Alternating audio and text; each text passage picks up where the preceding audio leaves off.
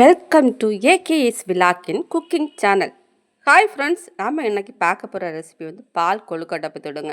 இந்த பால் கொழுக்கட்டை நம்ம ப்ராப்பராக நம்ம எப்படி வைக்கணும் அப்படிங்கிறத இன்றைக்கி முழு வீடியோவில் நம்ம இன்றைக்கி பார்க்க போகிறோம். இது நம்ம எப்படி வைக்கிறதுன்னு பார்த்துலாமா? வாங்க வீடியோக்குள்ளே போகலாம்.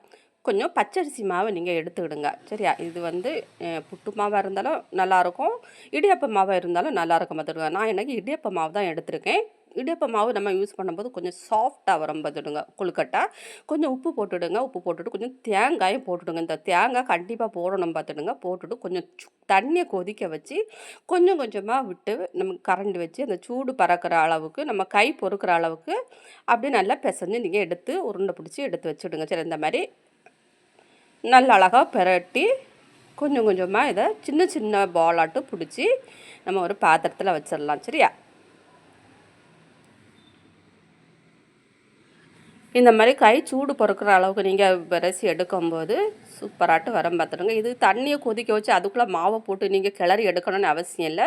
இந்த மாதிரி தண்ணியை கொதிக்க வச்சுட்டு இந்த மாவை எடுத்து போட்டு அதுக்கு முள்ளை விட்டு கொஞ்சம் கொஞ்சமாக விட்டு எடுக்கும்போது மாவு நல்லா சாஃப்டாக கிடைக்கும் பார்த்துடுங்க. கொழுக்கட்டை நல்லா பஞ்சு மாதிரி கிடைக்கும்.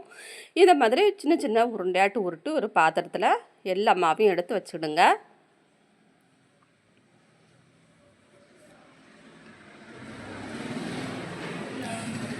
கொழுக்கட்டை சாப்பிடாத பிள்ளைங்க வரைக்கும் இந்த பால் கொழுக்கட்டை நீங்கள் செஞ்சு கொடுத்தீங்கன்னா பிள்ளைங்க ரொம்ப விரும்பி சாப்பிடுவாங்க பார்த்துடுங்க. எல்லாத்தையும் இது மாதிரி சின்ன சின்ன பாலாட்டை நீங்கள் உருண்டை பிடிச்சி ஒரு பாத்திரத்தில் மாற்றி வச்சுக்கிடுங்க. இந்த சைஸுக்கு உருண்டை பிடிச்சி எடுக்கணும்.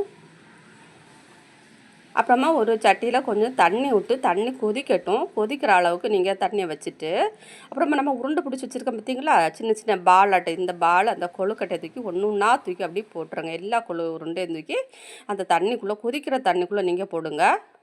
போட்டுட்டு உடனே நீங்கள் கரண்டி வச்சு கலக்க விடாது விட்டுடுங்க. அப்படியே ஒரு 5 நிமிஷம் அப்படியே விட்டுருங்க. இந்த கொழுக்கட்டையெல்லாம் கொஞ்சம் நல்லா வெந்து வரும்போது இந்த மாதிரி மிதந்து வரும், மேலே மிதந்து வரும். அதுக்கப்புறமா கரண்டி வச்சு நீங்கள் ஒன்று ஒன்றா இலக்கி கொடுத்தீங்கன்னா 3/4 வாசி இந்த கொழுக்கட்டை இதிலே வெந்திருக்கும் பார்த்துடுங்க.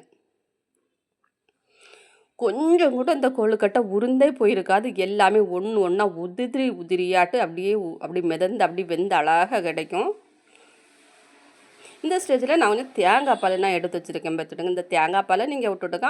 காய்ச்சின பாசும் பாலும் நீங்கள் விட்டுக்கிடலாம். நான் தேங்காய் பால் இந்த கொழுக்கட்டைக்கு நீங்கள் யூஸ் பண்ணும்போது டேஸ்ட்டு செம்மையாக இருக்கும் பார்த்துடுங்க. அதுக்கப்புறமா தேங்காய் பால் விட்டுட்டு உங்களுக்கு இனிப்பு எந்த அளவுக்கு தேவையோ அந்த அளவுக்கு சீனியை நீங்கள் சேர்த்துக்கலாம். இதில் நாட்டு சர்க்கரையை நீங்கள் சேர்க்கும்போது அது ஒரு விதமான டேஸ்ட்டாக இருக்கும் பார்த்துடுங்க. நான் எனக்கு சீனி தான் சேர்த்துருக்கேன்.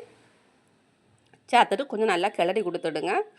நல்ல இதை மாதிரி நல்லா வெட்டி கொதிக்கணும் பார்த்துடுங்க. நல்லா வெட்டி கொதிக்க தான் இது கொஞ்சம் திக்னஸ்ஸாக கிடைக்கும். இந்த தண்ணி வந்து இந்த பால் வந்து நல்லா சுண்டி வரம் பார்த்துடுங்க. அந்த ஸ்டேஜில் இது மாதிரி நீங்கள் எடுத்துருங்க. இப்போ பால் கொழுக்கட்டை சூப்பராக ரெடி ஆகிட்டு பார்த்துடுங்க. இப்போ பாருங்கள், அந்த கொழுக்கட்டையும் அந்த பாலும் அப்படி நீங்கள் எடுத்து வச்சு சாப்பிடும்போது வேறு லெவல் டேஸ்ட்டாக இருக்கும் பார்த்துடுங்க.